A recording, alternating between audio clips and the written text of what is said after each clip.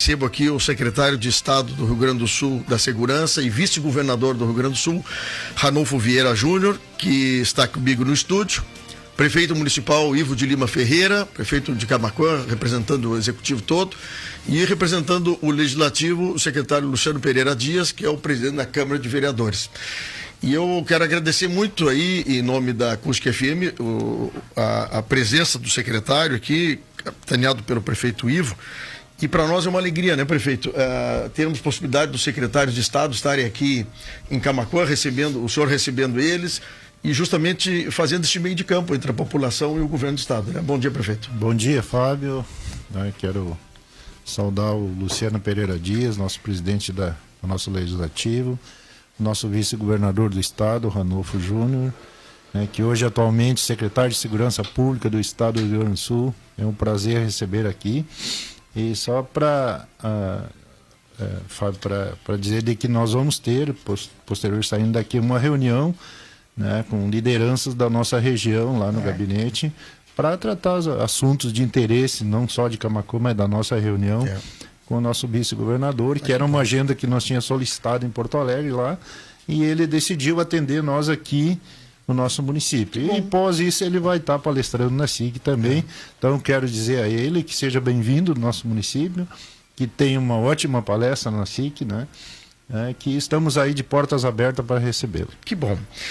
Secretário Ranulfo, muito obrigado. Vice-governador do Estado do Rio Grande do Sul, obrigado pela presença aqui na Acústica. Tudo bom, meu amigo? Tudo bem. Primeiramente, um bom dia, Fábio Renner.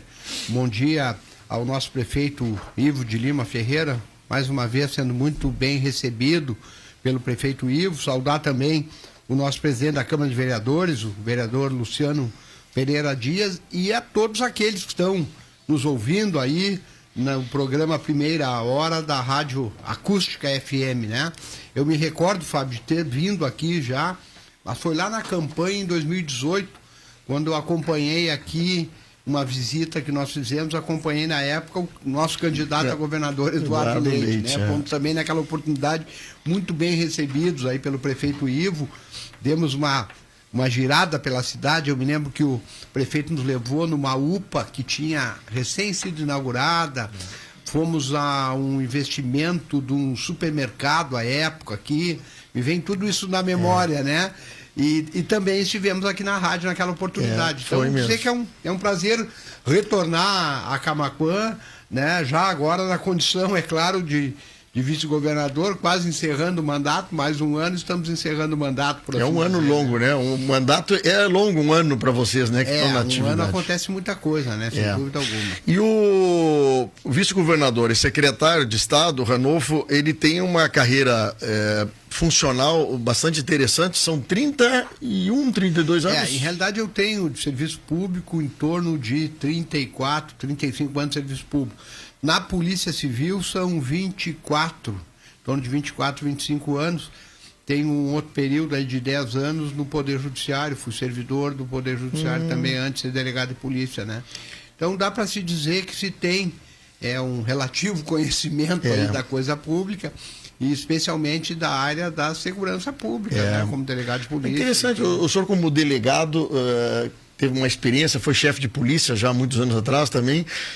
Eu acho que é interessante para os demais colaboradores da segurança ter um profissional que vivenciou a polícia no dia a dia, nas suas dificuldades, exercendo o papel de secretário da segurança, porque o senhor conhece o outro lado do assunto, né? Sem dúvida alguma, né? Essa experiência que eu trago como delegado de polícia, delegado regional, que fui na região do Vale dos Sinos, dirigi o Departamento Estadual de Investigações Criminais da Polícia Civil, o DEIC, durante 6 anos, né? Que é o coração da investigação criminal do crime organizado do Estado. Depois chefiei a polícia aí durante 4 anos, presidi o Conselho Nacional de Chefes de Polícia Civil do Brasil durante 2 anos. Então se tem uma expertise nessa área, um conhecimento, e sem dúvida alguma isso auxilia muito na condução da Secretaria de Segurança Pública, né? Eu cumulo desde o início do governo a Secretaria da Segurança e a Vice-Governadoria. Nos primeiros 3 meses cumulei ainda também a Secretaria da Administração Penitenciária, porque nós dividimos, né? A administração penitenciária passou por uma outra secretaria, mas nos 3 primeiros meses eu cumulei as 2 secretarias e a vice-governadoria, até que nós colocamos como secretário da Administração Penitenciária, em março de 2019, o doutor César Facioli, que era um ex-procurador, subprocurador adjunto do Ministério Público Estadual, né? Agora, secretário e vice-governador, vou chamar de secretário, porque o senhor vamos falar sobre a sua secretaria. Deve ser muito difícil, né? Vocês têm um contingente, por exemplo, de brigadianos, Polícia Civil, SUSEP, tem a questão da parte investigativa, que é todo o IML. Quer dizer, são vários órgãos que vocês coordenam, de muita gente, muito trabalho, um diferente do outro, né? Nós, dentro da segurança pública, da secretaria, nós temos 5 vinculadas. É a Brigada Militar, a Polícia Civil, o Corpo de Bombeiros Militar, o Instituto Geral de Perícias e o DETRAN. O DETRAN também está nessa... da secretaria.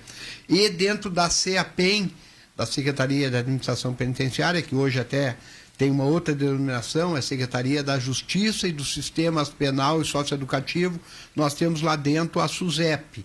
Se eu for somar todos esses servidores, inclusive os da SUSEP, da ativa, hoje dá em torno de 30 mil servidores que atuam nessa área que dá para dizer a área da segurança, né? Embora tudo é área de segurança, eu acho. Tem relação direta com a segurança. A única área que tem um número superior a esse a Secretaria de Educação. Que é o magistério. É o magistério. Então, realmente é uma área de um número de pessoas bem elevado, né? Sim. Nós temos 30 mil servidores. Aqui vou trazer um dado importante. Sim. Desses 30, 8.017 chamados no nosso governo. Pois é. Ou seja, um quarto da atual força de trabalho da segurança pública ingressou no governo Eduardo Leite, delegado Ranolfo. O governo do estado fez, ao longo do seu mandato, já algumas alterações em matéria de planos de carreira, previdenciário, uma série de coisas que possibilita também que o estado tenha um controle, uma gerência um pouco mais longa desse processo de aposentadoria, porque a questão de aposentadoria acaba vocês tendo que rapidamente fazer concursos para preencher vagas que são colocadas e ficam em aberto.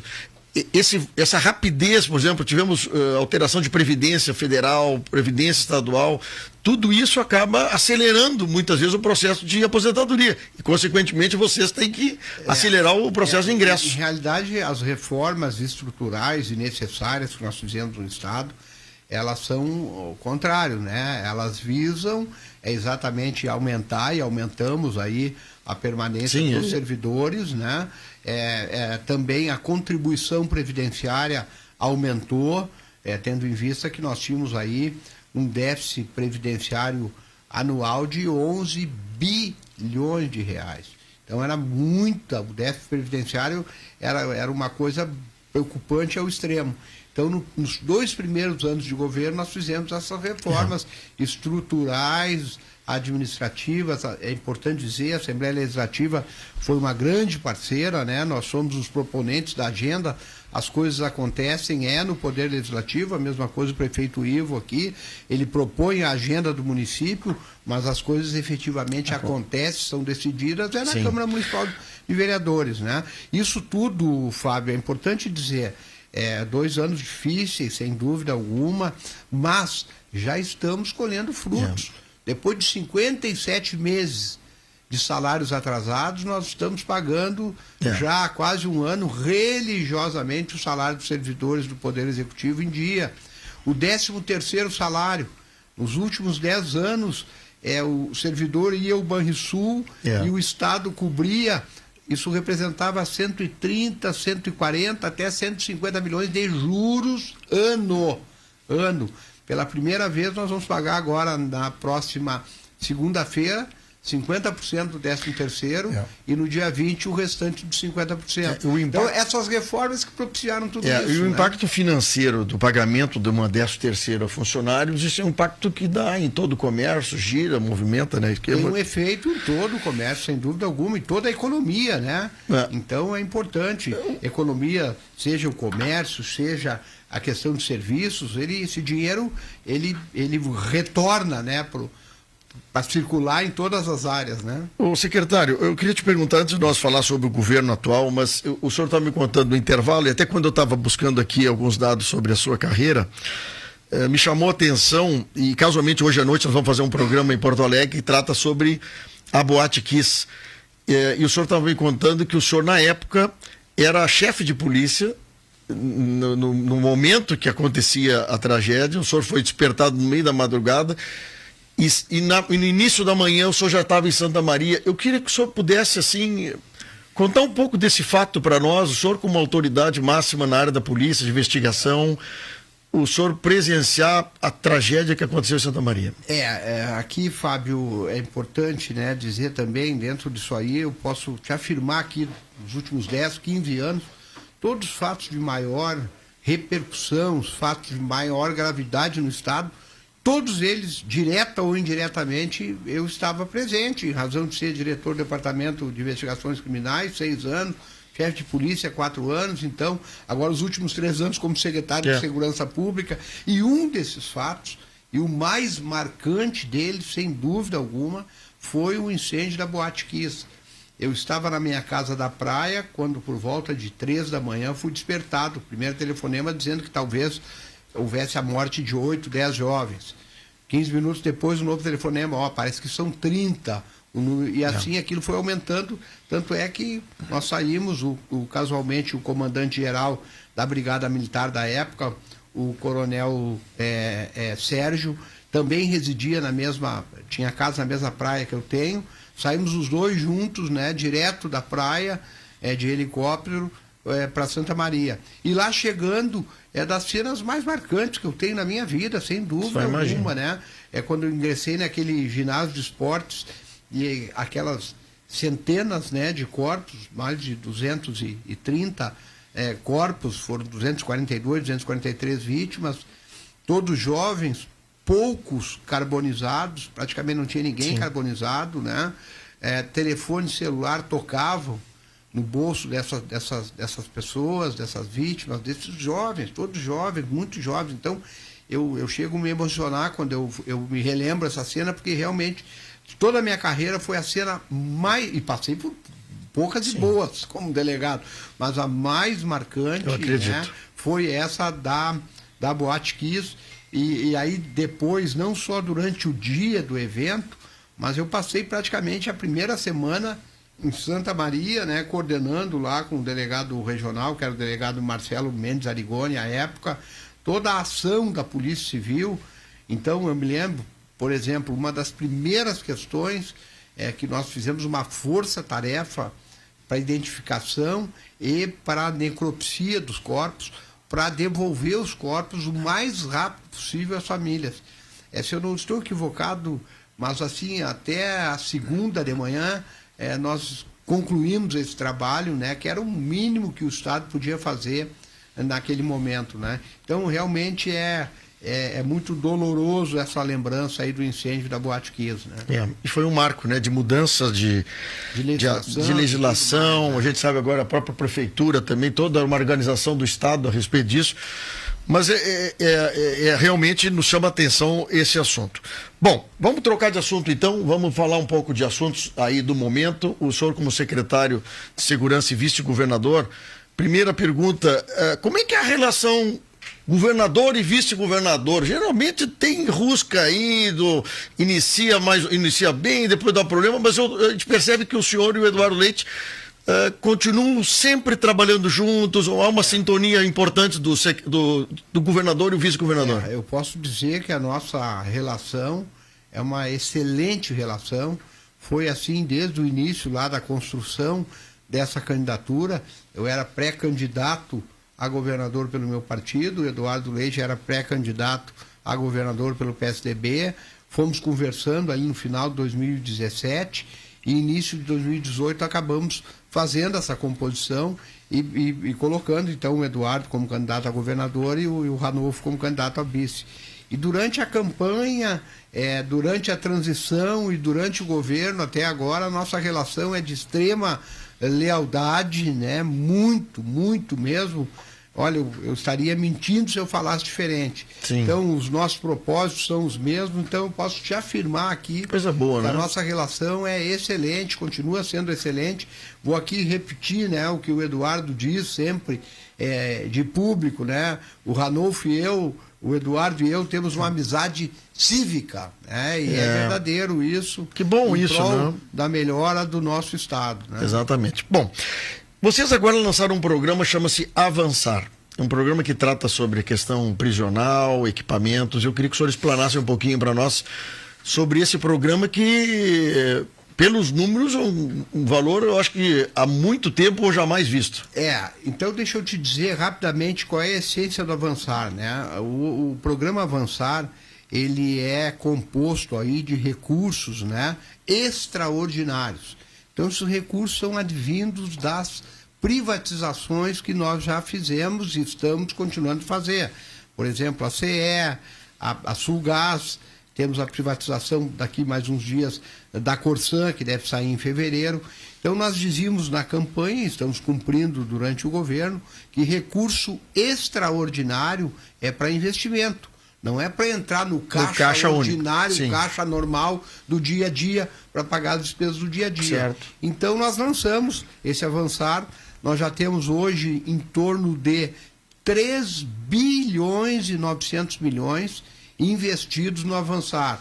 O Avançar tem 3 eixos. Nós já anunciamos 1,3 bilhões em logística e transporte, né? Então, manutenção de rodovias do Estado, construção de novas estradas, acessos asfálticos a muitos municípios que não têm. Então, 1,3 bi. O Estado, nos últimos 10 anos, investia em média 150 milhões de reais em estrada. Neste Avançar é 1,3 bi, ou seja, quase 10 vezes o que se investia por ano é o que nós vamos investir no próximo período. Nós temos o Avançar na saúde, 250 milhões. Nós temos o Avançar da educação, que é mais um valor assim que a gente jamais se imaginaria que pudéssemos chegar a esse valor, 1,2 bilhões.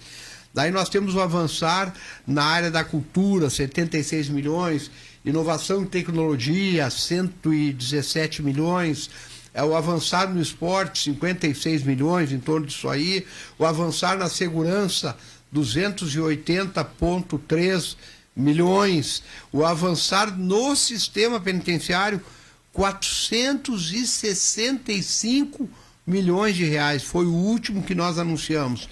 Já está pronto para ser anunciado daqui mais uns dias, o Avançar na agricultura, o Avançar no turismo está pronto, e tem mais uma área que eu não me recordo que também já está pronto para fazer o anúncio. Certo. Né? E nesse assunto aqui dos 465 milhões na área da parte prisional, aqui vocês fizeram um anúncio importante, porque às vezes não é em Camaquã o investimento, ou na região, né, prefeito? Não é direto na região, mas acaba refletindo na região. Reflexo direto, aquele presídio que nós temos ali, chegando à direita em Guaíba, tem um presídio feminino funcionando e o outro com obras paradas. Aquele presídio está nesse pacote, deverá iniciar o quanto antes aí a construção, reiniciar a construção daquele presídio. Já está resolvida a parte burocrática? Já está resolvida a parte burocrática, né?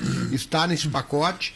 Nós temos dentro desse pacote, eu diria assim, vou usar uma expressão popular aqui, a cereja do bolo é o Presídio Central de Porto Alegre. Certo. O Presídio Central de Porto Alegre já está condenado, né, o Rio Grande do Sul, na OEA, em razão das condições do Presídio Central. O Presídio Central, ele foi construído para 650 vagas, na primeira reforma passou para 950 vagas, e aí, como eu digo em sala de aula, eu tenho atividade docente, sou professor universitário, eu digo para meus alunos, no terceiro puxadinho do Presídio Central passou para 1.350.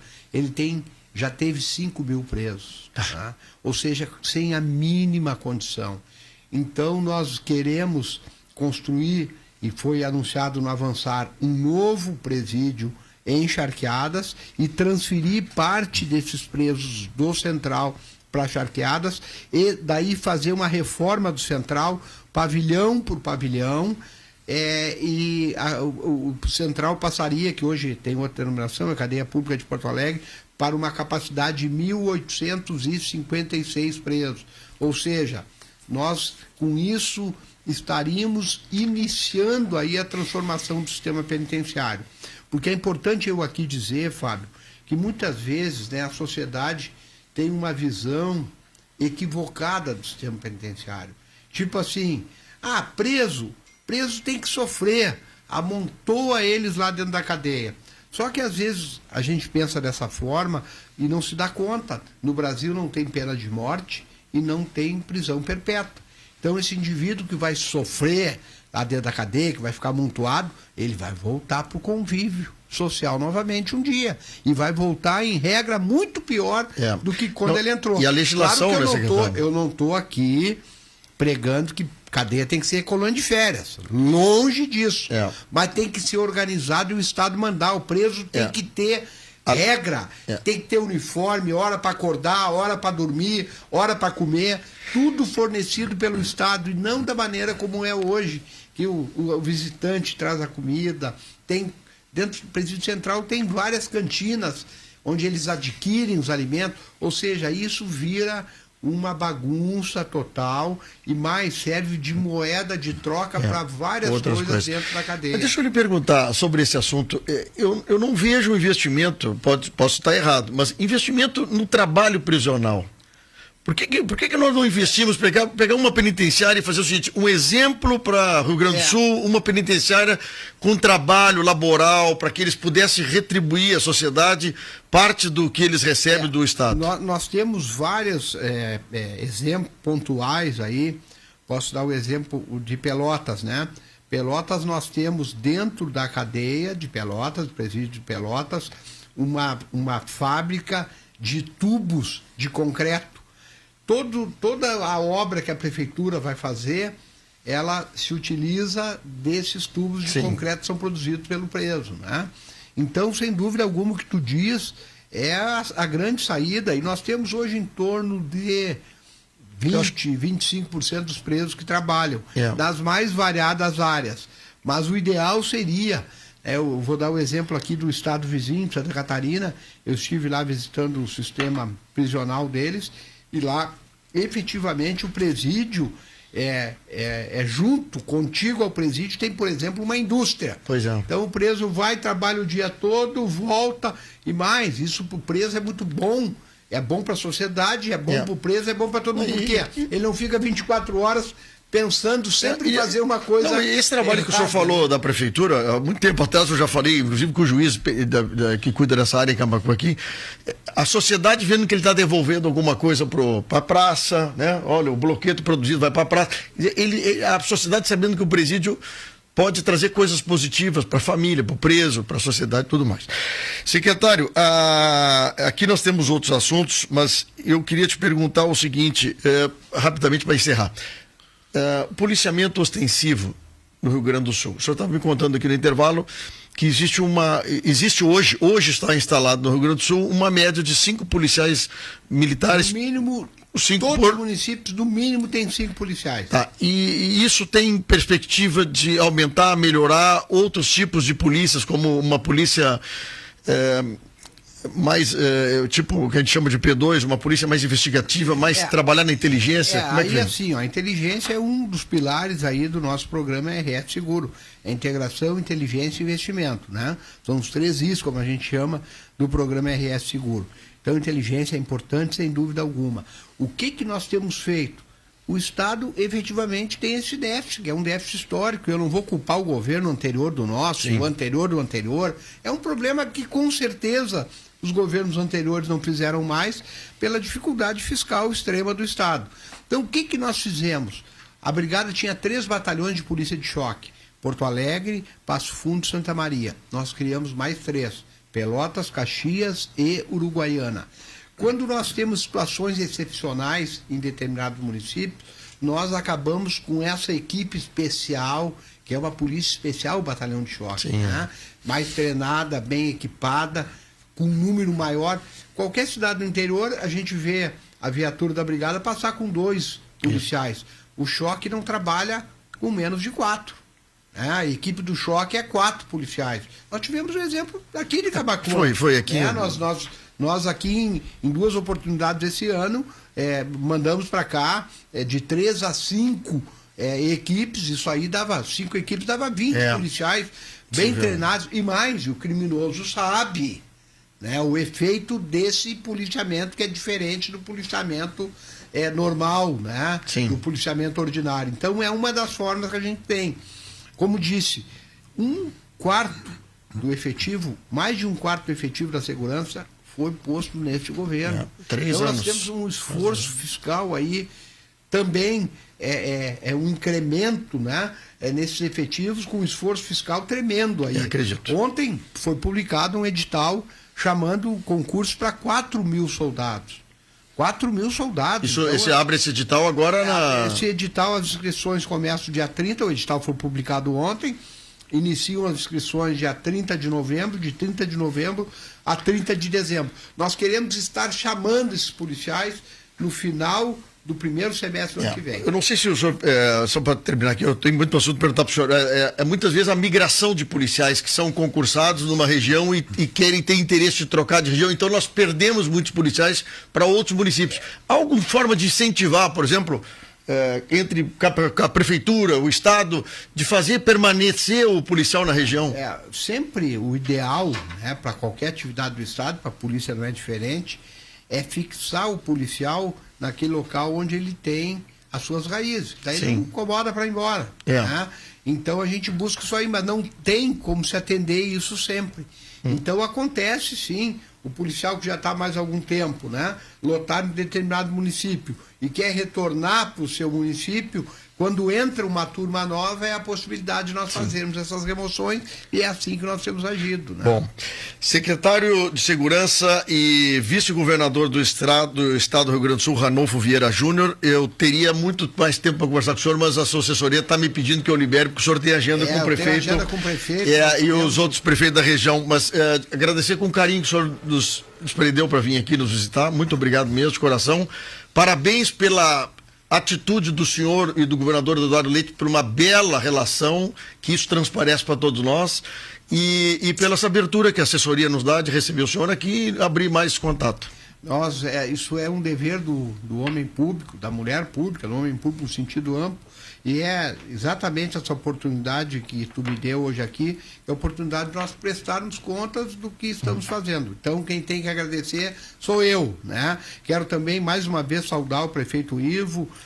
Obrigado pela acolhida, prefeito. Agora vamos lá para a prefeitura, vamos conversar com as lideranças da região. Da mesma forma, o vereador Luciano nos recebendo muito bem por aqui. Fica o abraço, o desejo aí de boa tarde de quinta-feira para todos nós, e com certeza nós teremos outras oportunidades e retornaremos aqui, tá bom? Com certeza. Muito obrigado. Prefeito Ivo, muito obrigado pela presença.